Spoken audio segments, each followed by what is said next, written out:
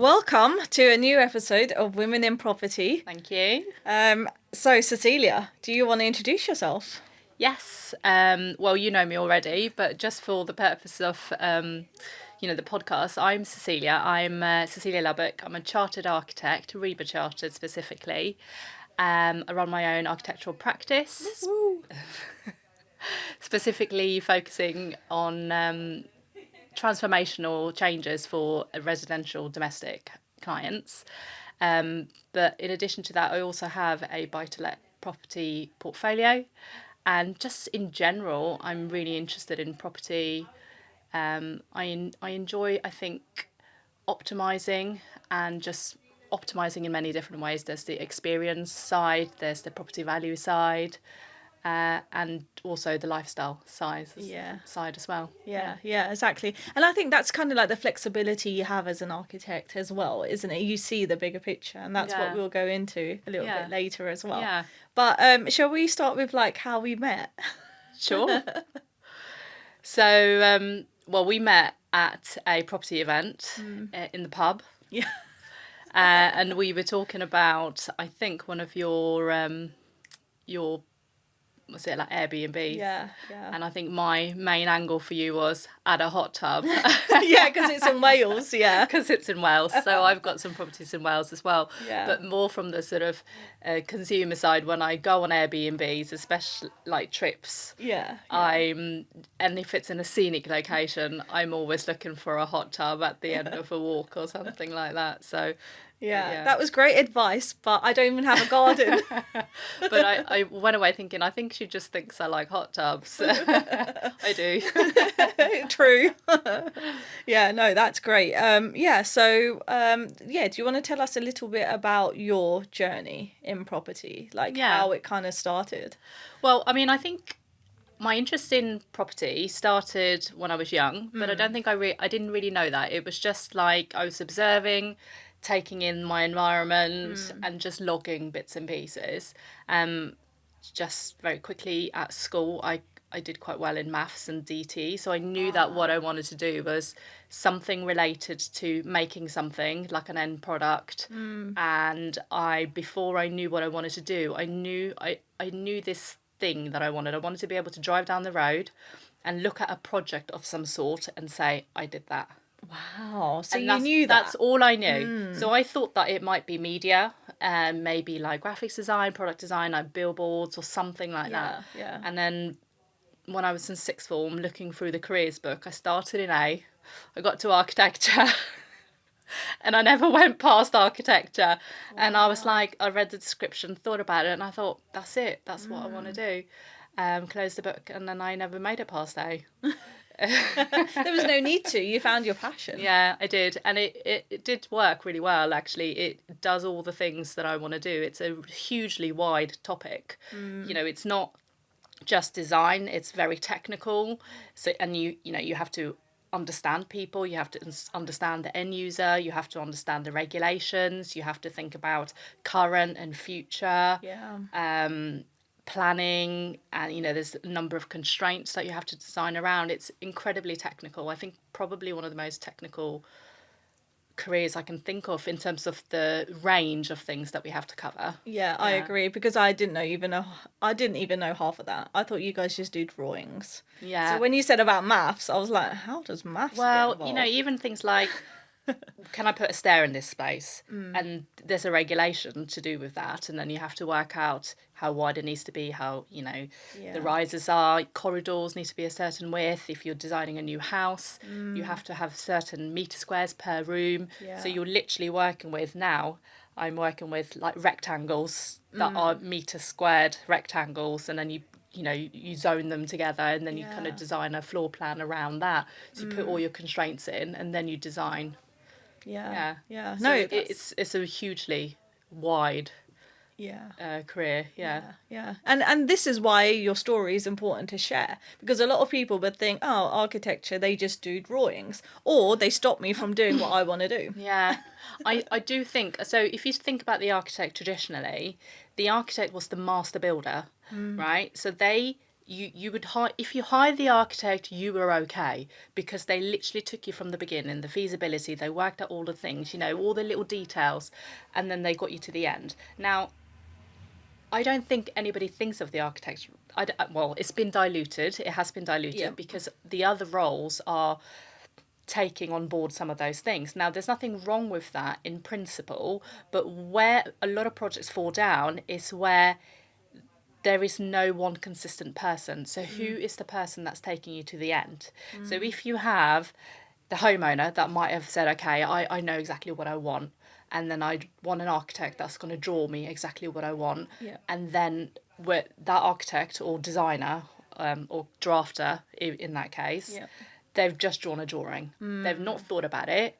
They've not considered the functionality in it. They've just delivered something. And then they walk away, and now that gets handed over to a builder that has no understanding of what is actually trying to be achieved. He is literally just following instructions. So I think it's really important to remember, like, if you go back to the original principle, where projects really succeed is where you understand that there is actually, the goal isn't I want to build an extension. The goal is I want a certain lifestyle. I want to be able to have my friends over in the winter. And when we congregate as a family, and we're relaxing, for example, can I cook whilst my children are doing a certain activity? Are we able to be together? That is what people want. Nobody actually wants an extension, and that mindset, like, it's not the extension you want, it's the lifestyle. So then why do we think that the task is to draw some walls on a drawing? But it's the way people think. Like, traditionally a man would think of something else, whereas a woman would think of the family and how does it work. Like, usually she's in the kitchen. How does she look after the kids doing their homework while cooking? How does the breakfast work out? Sometimes in the old traditional ways it was like the men go out to work, they're not too bothered. So I think the lifestyle, bringing that into it, really appeals to women as well. I mean, certainly. I think when I speak about how does the home function, when you walk through the door, where do your shoes go? Do you have enough hooks to hang your coats up? And my whole thinking, so I started my business when my daughter was 1 year old. So that's my second child. And, when I would speak to people and say, okay, have you got children? Yes, we've got our first child and we're looking to have many more children. And it's like, okay, can we have somewhere for your buggy? And for them, for me to say that blew their mind, really. And it's an important thing. It might just be for a couple of years, but then you think, okay, well, when there's not a buggy there, then what do you do with that space? But you can turn it into something else. Storage is storage at the end of the day. You can never have too much. But if you haven't thought about it, that's very tricky. And expensive to find. Just really difficult. If you've got a child asleep and they're in a buggy and you don't want to get them out of there, that's incredibly tricky as a parent. For a good few years, that's going to be incredibly tricky. But I mean, that's just the beginning. It's like designing for that situation all the way up to when they're older. Children are living at home for much longer as well. They go to university. Many times they come back and they go back and live at home. So if you've got a number of adult children working, studying at home, how does that work? Where do they do it? Do they have enough space in their bedrooms? Do they have their own space? Are they able to have their friends over? And not that we want to kind of helicopter parent or anything like that, but if you can provide a space where your children are safe and they know that they've got their space, because it's not quite like it used to be where everybody, children used to play out. That doesn't happen anymore. So if you can provide a space for them to hang out at home, that then doubles up as so many things. They can have their friends over, you can have family gatherings, and maybe cousins or friends and children can hang out. So it's a whole lifestyle thing. Each client, we go through, what does every day look like? What do mornings look like? What do big gatherings look like? And then based on their lifestyle, we then look at the project brief and design. Because I think extensions is what a lot of people do. But we can use the space in the loft. We're not lucky enough to have basements in the UK, but that would be an amazing space as well. But then you have to think of other ways. Like, do you do outhouses and things like that as well? Okay. So it's the whole thing, really. This is why I say it's transformational, because it's not just let's add this box on the back of your house. Yeah. It's how can we make everything work together? So sometimes, you know, there was one conversation I had with a prospective client where we were, I do a home strategy session where we look at the property, and before we go into drawing, we literally just say, okay, let's discuss everything and let's look at the best way to get value out of it, both from your needs and the property value as well. And they had a nice detached house, but we could extend the ground floor, we could make it massive, but if it didn't have a fourth bedroom, it would struggle in terms of regaining that value back again. So then we looked at a double story extension and how we could do that. And so it's having that whole conversation. Yeah. And then you have to look at budgets and everything, right? Yeah. So budgets is a funny one because everything is quite expensive. But I say that now, and the numbers that I'm looking at now, I'll look at them in 5 years' time and it will be cheap. Exactly. And so it's always a thing. So I've been doing this for 6 years, running my own practice, and even in COVID time, the people that came to me early on and said, oh, I don't know what's going to happen, I want to hold tight and see what's going to happen, I'm worried about spending, this money. They came back to me 9 months later and their extension had reduced in size because they could now not afford what they could have afforded had they done something then. Yeah. So I always literally just say, if it's a long game, you're playing a different game. You're not flipping the property. Exactly. It doesn't really matter as much. So you look at it in terms of what will it be worth in 10 years? And if I do a really decent job and the experience of living there sells this property, I always put on this head of, if we were to sell this house, how would it compare to a neighbouring property that on paper has the same things? And most of the time, and most people watching this that have looked at properties, because I get a lot of people that say, should I extend or should I move? And the people that I talk to that are in that situation will say, well, I tried moving, but I couldn't find a property that actually ticked all the answers unless I literally doubled my mortgage. And that's a situation that sadly is true, that most of the houses don't work for modern families. They all need tinkering, and it's not a size issue really. You can go to larger houses and it will be the same thing. No, that makes sense. So do you want to tell us about the journey of owning your own your own company? Oh yeah. Well, interestingly, I didn't think I was going to own my own practice almost ever. When I was on mat leave. Accidental. Yeah, it was accidental. When I was on mat leave with my first son, my friend said to me, and we were talking about her extension and the building works on her house. She said, why don't you start your own practice? I said, no, I'm really happy. And I was in the corporate world. I was working for a developer as a technical manager at the time. And I had plans to sort of make my way all the way to the top. Okay. Really enjoyed it. Still enjoy that sort of world. And then when I was on mat leave, returning from mat leave with my second child, in COVID, I couldn't get my flexible working terms agreed. So that was it's a difficult world for mothers, and I wasn't actually even asking for very much. I think the problem in that scenario was that if I established a precedent, Yes, then others would follow, and I was the first person to ever have even had a little bit in that department, in the technical department. and that's a problem, right? I don't know if it's a company problem or a sector problem or just life hadn't evolved, because since then it's changed. It has changed a little bit since then. This was pre-COVID or just as COVID was happening, and certainly after that it has. I don't know whether specifically for those practices that is changed, but in general, I work my practices at home. I work from home remotely, and there's absolutely nothing wrong with that. I go to clients' homes, so I attend site meetings, and the rest of the time I work from home. That works. But before COVID, that might not have been looked upon the same way. But I think it is getting. I hear there are some larger practices out there that are giving men better paternity leave, for example, and I think it needs to change more in order for it to be level for women. Yeah, because like you said, you didn't want to. I wasn't planning. I really wasn't planning to. But you were forced. I was forced to, and so we say at home that I was pushed out the boat.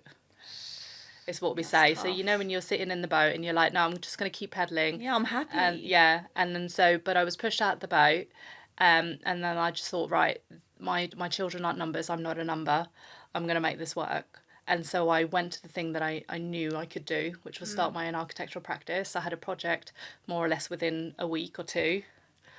Contacts? Is that how it works? Yeah. I just basically shared it with a couple of friends, and then I did my first extension like the next week. I started. Yeah. So you told your friends Yeah. you're leaving work and you're Yeah. starting your own practice. Yeah. Did you say that you can help them, or Yeah. did they Well, knock actually, on your door? that conversation started with, oh, we're thinking about doing something with the house, but we think it's going to be really easy. We're just going to like square something off. And it sounded like it wouldn't be particularly transformational or whatever. But I think what came out of that was really that initially a lot of people think that you just need a box on the back of the house because that's what everyone does. But the project ended up being, once we understood what they actually wanted, we did a whole redesign, and the roof was really interesting. The shape was vast and impressive. Yeah. And so the outcome was very different from the initial conversation. Yeah. Because I think by having an expert on board, Yeah.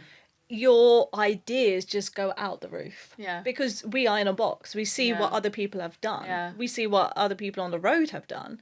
But until you have an expert who actually knows what is possible, it's completely different. And you see that when you work with, I've worked for some incredible architectural practices, and when you see the thinking and the way that the work is delivered, it's really impressive. And there's so many talented architects out there in the commercial world.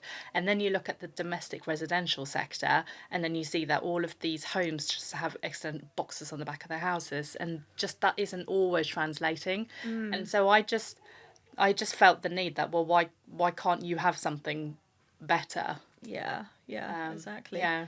Because I think it's really handy, because to be honest, I'm new to property, but having a friend who is an expert in certain property areas, it's really helpful, because there's so much that I've learned from your content and conversations that I've also been able to tell my friend. Like, she's just purchased a property and she says it's a maze and I don't know what to do with it, and I'll probably have to take it back to brick.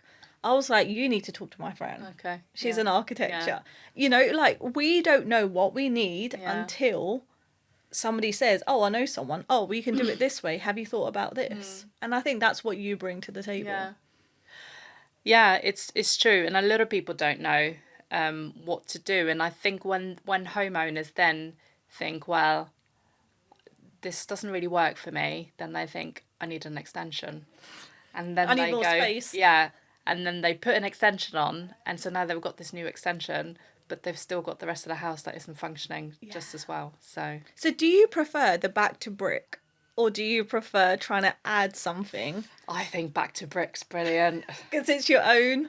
I just think when you buy a house and you know you're going to do work for it, just buy the worst house and just strip it out. Yeah. And just don't feel bad about it. I think it's brilliant. When I see a house that's just like not been touched for years, I'm like, that's brilliant, because you're not going to feel bad one bit for stripping it out. Because the problem is, if you buy somebody else's finished house and it still doesn't work, you're literally ripping out like the value that you've already paid these for. kitchens. You've paid for that. Yeah, you've paid for it. So you're paying for that kitchen that you're ripping out that's only a couple of years old. Yeah. So what kind of areas do you cover? Because you live in London, so... Yeah, so I live in Ruislip, specifically in West London, but I cover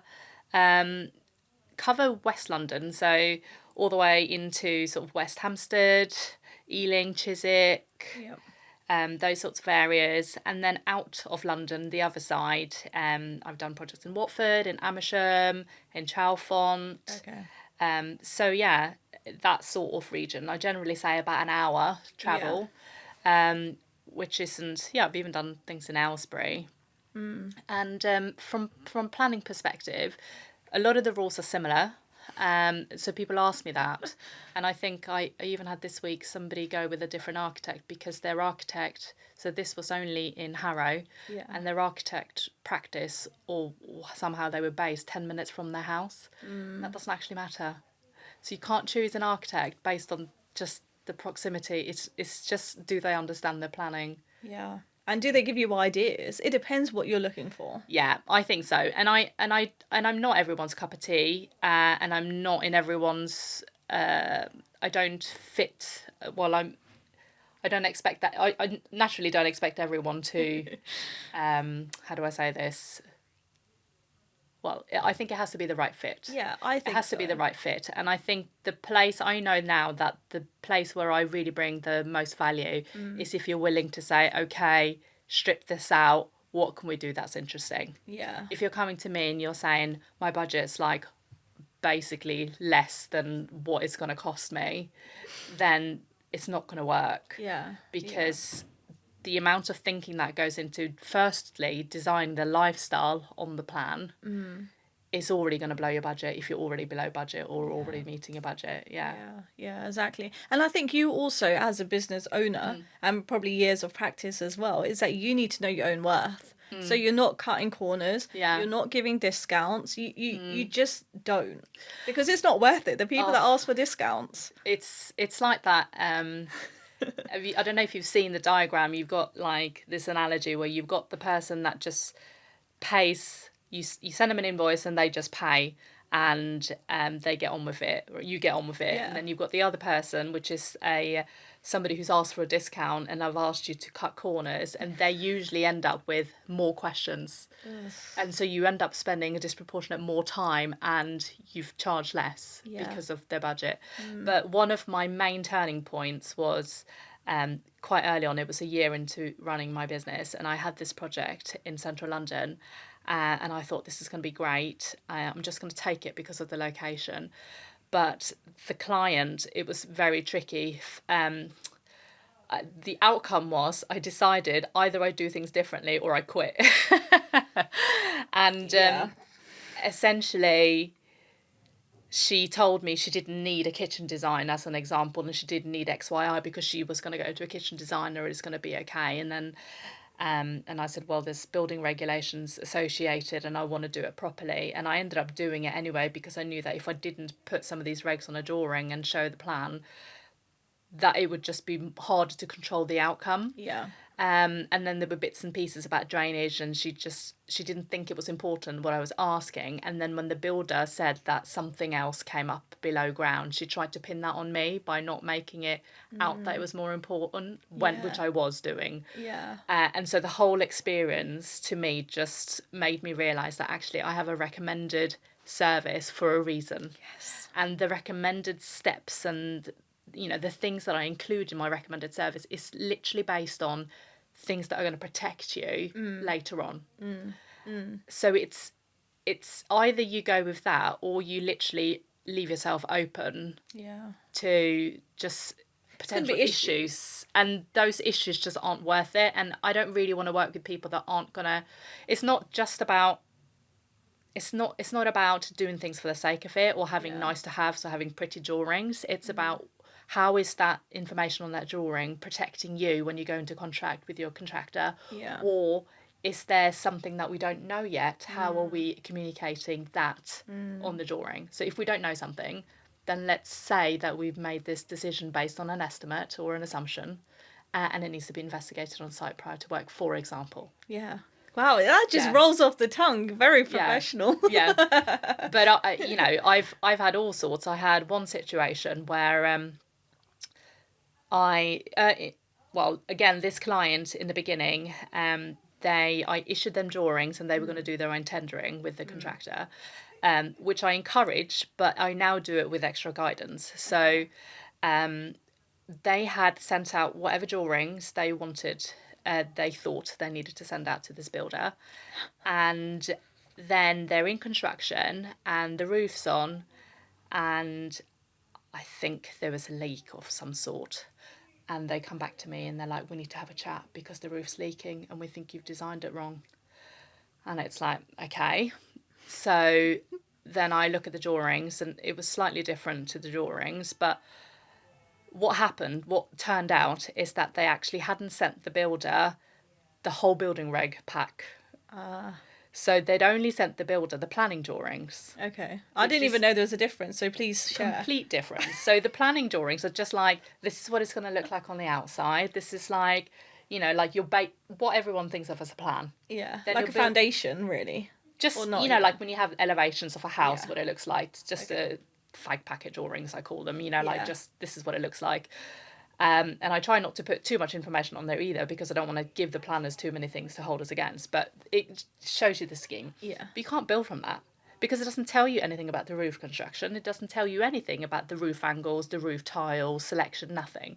So what happened is that this builder had literally just, I have no idea, he'd used that in the structural engineer's drawing, and he'd guessed the roof pitch, which was not even a compliant roof pitch. So for me, if that builder is putting in a roof angle at 10 degrees or whatever, when the minimum is 17.5 for the roof tile, that is a major flag for me. The builder should not be doing that. He should be stopping and asking questions. So, just me asking that question, so I did a bit of a review, and it came back and it was like, well, this hasn't got to do with me. Yeah.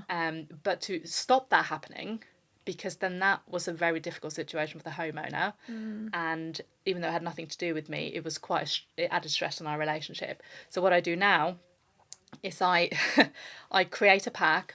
I ensure that there's a drawing list register that's issued, and I write them an email to the builder to say, so it's a template, and it includes, it lists out all the drawings that are in there, and I tell the homeowner, this is what you need to issue to so and so, and this is it. So it's literally like, now just press send. Yeah, it's simple, right? You have to really make it simple. Because also, they're not the experts. Yeah. If you're a homeowner, you're not the expert. So if you think, I have to go to that extent to protect my clients, and it is working, I've never had a situation like that since. Yeah. And then on the flip side, you have somebody that does a drawing and just like sends it to the homeowner, and they don't even understand half the drawings, and then they have to navigate all of the other things themselves. Yeah. So it's not a good service if you do that. Yeah.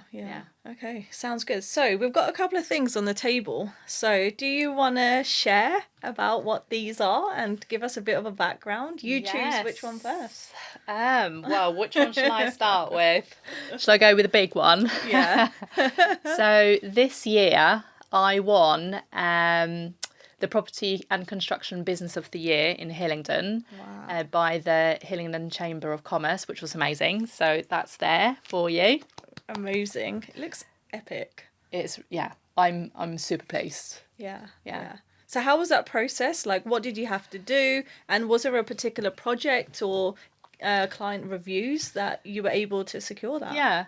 So I mean, really, I won that based on the processes that I have in place and how I get my clients to the best possible outcome.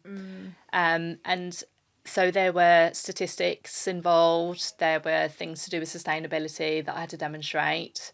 And but yeah, as an architectural practice, it didn't actually, I didn't actually say this is a beautiful project, which is how most architectural practices are winning awards. But this almost feels more special because it talks about everything else around my business, and I do have a huge amount of 5-star reviews on Google. Oh, wow. So I'm very pleased with that. At the moment, I'm at 60, so I'm quite happy with that. Yeah, exactly. Yeah. We will talk about socials and everything like that, okay. But you've got your own website and everything, I'm sure. Yes. So I've got my website, I've got an Instagram account.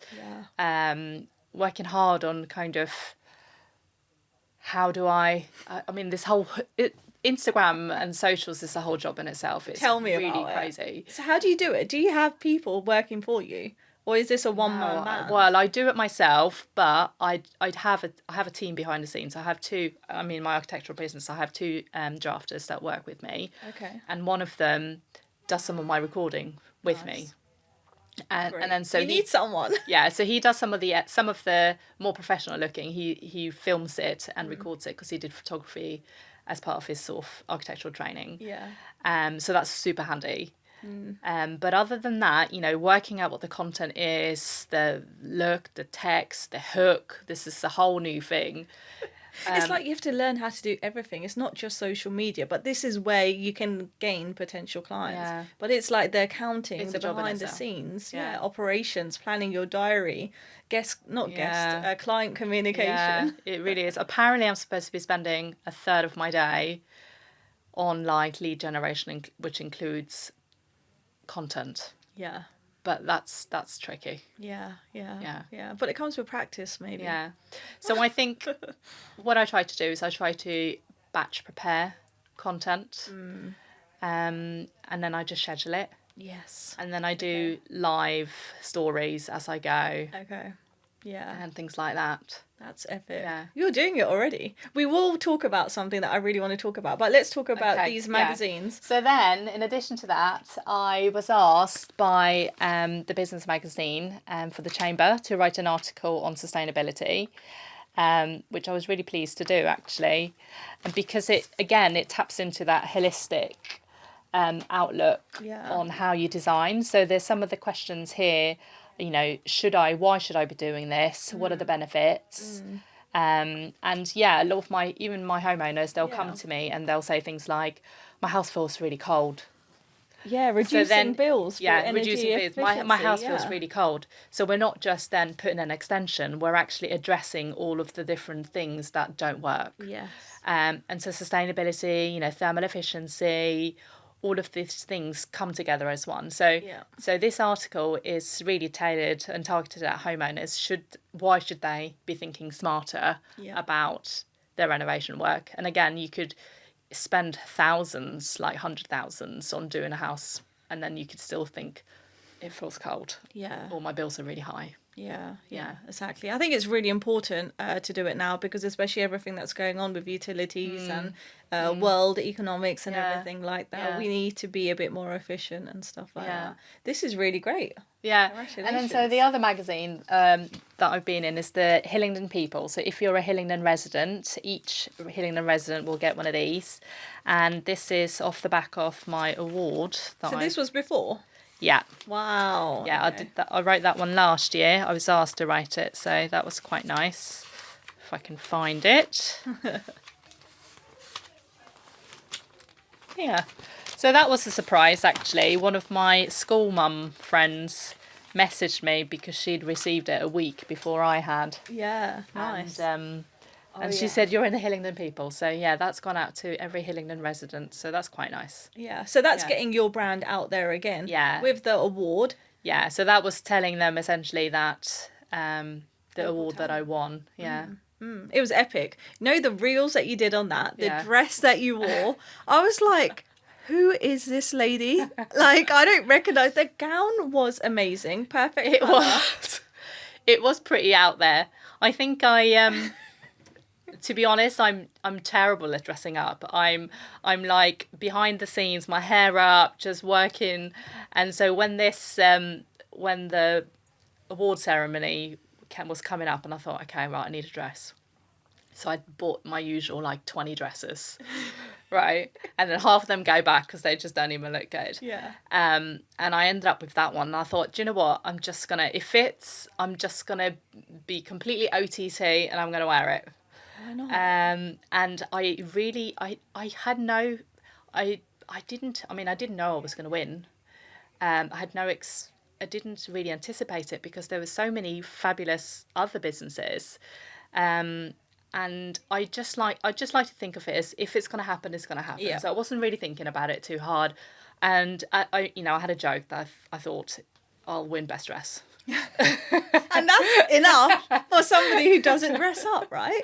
I was like, I'm doing my, I did my hair, I wore it. That dress is not something I wear often. Yeah. But I was pleased to just look that good, to be honest. Yeah. And you must have got a lot of compliments. Your husband would probably have been like, is that the dress you want to go out in? Because he's good, actually. He thinks it's quite funny. Yeah. But it's a confidence as well. And I think as women, we should do that. Yeah. Because that picks us out of the crowd. You could wear black. You would stick up with all the men in black. But that's not you, you know. Why not stand out? Well, I just thought every now and then I'm like, I might as well. I'm just going to do it. Yeah. Okay, I love it. Okay, so I wanted to ask you, what would you tell your younger self? Good question. I think it's a hard one. I think some of the things that I've been working on recently is especially around, I've worked really hard. I feel like I worked super hard behind the scenes. There's, like you said, there's so many aspects to running your business. Yeah. And I'm doing most of them. And one of the things that I'm learning is about stopping and celebrating your wins. Yes. And I think I've always been this incredibly hard worker, and I don't know whether I've celebrated the wins because my goal is like somewhere else. Yeah. So I think the advice I would give myself would be to spend more time celebrating your wins. I think the journey, it would be different. Or it will be different. So if anyone's, not doing that, I think it's important to do that. And I'm learning to do that more. Yeah. No, I think that's key, because I think you get too hard on the working. You don't see the bigger picture of where you've come from and what got you there. Yeah. It's those little achievements that get you there. I think what also propels it. I think also being in construction and in property, with it being male dominated, I feel that I'm quite a hard sort of focused, driven person anyway. Yeah. But you have to kind of always try to be ahead. And so you can't, it's almost like you can't let the soft parts of you show. Yeah. And part of that is kind of stopping and saying, I did well. So I've always sort of gone, right, done that next. Yeah. So living more in the masculine rather than the feminine. Yeah. I mean, there's a lot of that suits my personality to some extent. So I haven't changed entirely, because of the environment. It's in a way suits me. But just acknowledging the wins along the way. Yeah. Because it's only really sometimes when I sit down and I talk to people and we'll have a random conversation and I'll say something that I did, and now they'll be surprised or like, wow, how did you do that? Yeah. And then I'll just realise, do you know what? I hadn't even remembered that I did that, and I'd completely forgotten about it. So it's not in my subconscious of, I did well. Yeah. And I think that's what we need to do more of, and that's what I try and do as well. Like when I saw that you'd won the award, I was like, you need to be everywhere. Yeah. Get everywhere. Talk to this person. Do this. Do this. And you were that was helpful. I don't know. Sometimes I'm in my own little world, and I'm like, no one asked. No one asked for your input. Yeah. I think... Am I qualified? No, I think it's really helpful, and I think you need people that just encourage you and maybe sometimes see things differently. Yeah. Because, I just think when you're in it, you don't see how it looks from the outside. Yeah. Again, it's inspiration. Yeah. So, like I said, you are my first friend who's actually like within the power team. Yeah. I have a lot of friends who are doing lots of different strategies, but Yeah. you're part of a power team. You're an expert. Yeah. You know what you're doing. And when I feel that other people need your advice or could do with your advice and how important your job is to property, it's really, really helpful to share what you've got, and people need to know you've won an award, you're reputable, you're doing articles, you're doing stuff. I think all of that is really key. There's so many different types of architects. You get your fluffy architects that draw, I don't know, things that can't be built. But their strength is different. My strength is, actually, I think I bring together quite a lot because I was trained, at university, I drew flying kettles. And I remember my husband saying to me, are you sure you're studying architecture? Yeah. But it was learning about the creativity and just thinking outside of the box and things like that. But then because I've worked on residential projects, I worked on commercial projects, and then I worked for a developer, building huge developments and houses and understanding all the rules of, and I worked a lot with builders, so I understand, there's a lot I understand and that I've worked across, and that was quite intentional because I knew that I wanted, particularly I think I'm really interested in developing essentially, although my business, architectural business, isn't directly that. But when I understand all of those things, I can understand how money is going to be valuable in this situation. And so then that translates to whether you're doing a transformational project, which is why I say let's go transformational, starting with maybe a complete reconfiguration of the ground floor. 2 new builds as well. And for myself, I do, at the moment, I've been doing investment properties and things like that, and then a few here and there. But it is something that I'm definitely thinking I'm going to do more of, because I'm now getting so many investment contacts and things like that. But as a practice, I have to think about how it's actually going to run. Scale, The scale, like tough. How many niches. It's difficult to do everything. I don't want to be one of these practices that does everything, because if you do everything, you kind of don't do them that well. Yeah. No, I think the way that you're doing it is great. And like I said, with your social content, I'm learning. So please continue, because I think it's needed. I think the other thing I would say to myself, or to somebody young starting out, is find someone that you can learn from. Yes. So I think this is such a, well, maybe it's a classic thing, but having a mentor now, I've not always been too good at doing that, actually. But asking for help, or I'm terrible at asking for help. Yeah, okay. I think, also I feel like I don't want to bother people. And I think that's the main thing. But if I could give myself an advice, I'd say find someone and build a relationship where it's okay to get advice. Yeah. And so now I do have a business coach. Yeah. Focusing specifically, I think, now on marketing and things like that. Because if I'm not in front of people, then how will I win any work? Yes. If I'm not talking to them about what they're interested in, there's no point me saying, this is the process, I draw like this, and nobody cares. They want to know if you're going to solve their hallway issue. Exactly. They want to know if they can have their friends over, and if I think about that, or how the space will feel, or will they have more natural light. Yeah, natural light is so key, especially when we're all working from home. So if there's a way to do that, I think that's very important. Yeah, drawings, anyone can do a drawing. What makes you different? Yeah, the drawing is a vehicle. The drawing isn't the end result. The drawing is the communication method. Yeah, it's the journey bit of the goal. Yeah. It's the way that we describe the outcome. The outcome is the thing that you want. Yes, exactly. Yeah. Okay, so what does a typical day look like for you now? Can you do that? Yeah, I can try. Okay. I think I'm going to start with the thing that I'm really pleased about, and it's that I get to be with my children in the morning, and I get to walk them to school. Wow. And I'm really pleased with that, and it's almost a non-negotiable for me, because when I was in employment, my hours were such that I couldn't have dropped them to school. Yes. And I would struggle to pick them up from after school club. And that's already a long day after school club. Yeah. So it was literally, they would have to be in at 8, and I would literally be running to pick them up at 6, or trying to get a childminder to pick them up for me to get them. So that was what I was looking at before. And so now that I get to take them to school in the morning and to walk them to school specifically, I love that. Yeah. Other than that, I try to take, sometimes just if I'm being really good, I try to take the first 30 minutes to kind of centre myself and to think, what am I doing today to really prepare myself? And then the rest of the day typically is a combination of client meetings, team meetings, drawings. I do about 3 hours worth of drawings.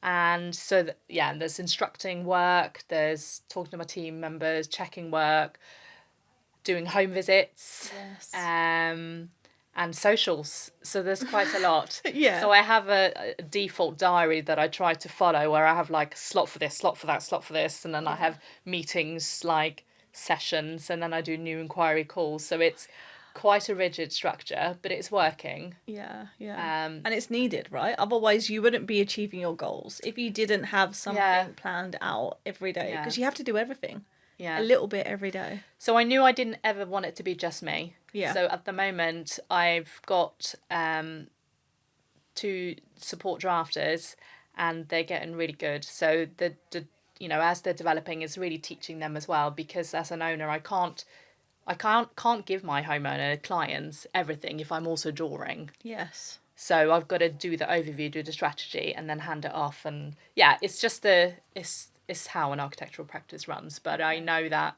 it's going to be better. Having those structures in place. and the support. Yeah, it's epic. I think what you're doing is epic. So congratulations. Thank you. Is there anything else that you wanted to cover or share? I don't know. I feel like I've made you talk a lot. So if you feel like you've said everything that you wanted to, because it's all value, right? Sharing what you've done, where you've come from, why you did it. Yeah. Being in property as a woman is very difficult. So if there are like this podcast is here as a resource, it's showing people, women, it's showing women on a journey, building what they want to build. Yeah. And giving people the choice to know that it's not all about an employee mindset. Yeah. It's not 9 to 5. If I could give giving advice to women, I'd say just do it, because I think in many ways women are built differently to men. Yeah, for sure. And we like to kind of risk assess. If you're so even with me and my husband, when we buy a portfolio project, he's like, let's just do it, and I'm like, give me the numbers, show me the numbers. I'm not having this conversation until you've explained the baseline to me, and then I will but that's because he's such a go, let's do it. And I make him quantify numbers as a starting point, and then I run all the detail checks and things like that. But I think it can be scary doing it on your own, which is why I think you've got to do it first of all. Just find something that you're comfortable to do and do it, or join one of these courses where you can go in like a VIP group or something like that, where they hold mastermind, where they hold your hand and guide you through it. But the main thing here is that I really encourage women to have like their own assets. I love that. I'm this is my personal choice and my personal view, but my husband and I are building it together. Yeah. But I don't, if I wasn't married or if I didn't have these assets, I wouldn't want to rely on somebody else or rely on something else happening. Yeah. I would want to control my own narrative. Yeah. Is this your own mindset or is it cultural? For me. Did someone tell you this, or is it just what you wanted to do as you grew up? I think this is the feminine person in me. I don't, I mean, my husband and I are really a great team, so this is not a reflection on him, but I wouldn't ever want to just have him pay for me or not contribute. I couldn't do that. And I want to be contributing as well. And that's why I think property is the way to go, or owning your own business. It's yours and no one can take it away. To me, it's just a no-brainer. You set it up once and it continues to give you rental income forever. And our properties are in a limited company, and so our children can become directors, and so there's no inheritance tax. There's if you just keep buying properties, you're also not paying tax because you're spending the profit that you're making. Why would I give that money to the government, an employee? Or be taxed a huge amount. Like, I know that's so I'm not. It's really not about the money that is in my pocket now, because we have a separate bank account for that and everything, and we don't take any of the money. We literally just let it build and just buy properties with it. And at some point we're going to, because we're obviously lending our own money in there as well, but at the moment we're just building. Really. And it's so wonderful to see, you're doing your own thing, you're building with your husband, and then it's for the kids. It's multi-generational. And even so, I know you had properties in your family growing up. We didn't have that, but it's something I knew I wanted to do as a kid. And I remember saying to mum and dad, buy this property, buy this, and they just think, and actually I think at the time our neighbour had rented their house out and he had a terrible, terrible experience. They'd trashed the house, they were squatting, and my mum and dad were like, no, we don't want this headache. And I was like, do it and I'll help you. And I still think if I could change one thing, I would change their action then, because they would have literally been in a completely different situation had they done that. But the conversations I'm now having at home with my kids, we don't necessarily we're quite open with what we talk about. We just talk about stuff when we need to talk about it, because there's really not that many hours in the day once you're together. So if we're having a dinner and one of our tenants said, oh, we need this, the radiator's leaking or whatever, or we need to do something, we'll literally just talk about it. And they hear it. My kids are picking up on this, and my son, I think from like the age of 8, there was this changing point where he was he piped up and he went, So I've been thinking about this, and you're like, what? And he was like, how about, and it's the way they speak as well. So apparently it's a reflection on how we speak, which is hilarious. But this 8-year-old, like, how about you do this and then you turn it into that and then you can rent it or whatever it is. You know, we were looking at property and he was like, turn it into a like go-karting place and then rent it or whatever. I don't know. It's just so funny. And you think, and I just laughed at him and I thought, he's 8. Yeah. And he's pitching in. But he honestly, the way he did it, he wasn't like, oh, I'm this sheepish little 8-year-old without a voice. He was like coming in as an equal. But it's which is hilarious, but just brilliant at the same time. Yeah. Wow. Well, so thank you so much for sharing. Do you want to tell everyone about where they can find you? Yes. Websites, socials, everything. Yes. So my website, well, my company name is Live Well Architecture. Okay. And my property business is Live Well Property. Nice. So they're both sort of following the same brand. And I'm on Instagram under Live Well Architecture. Yep. I'm also on YouTube. There's a couple of videos on there. I've got quite a lot of testimonials, so I'm building those up as well. I've got some that I need to upload. So if you want a little bit more long form content, YouTube's the place to go.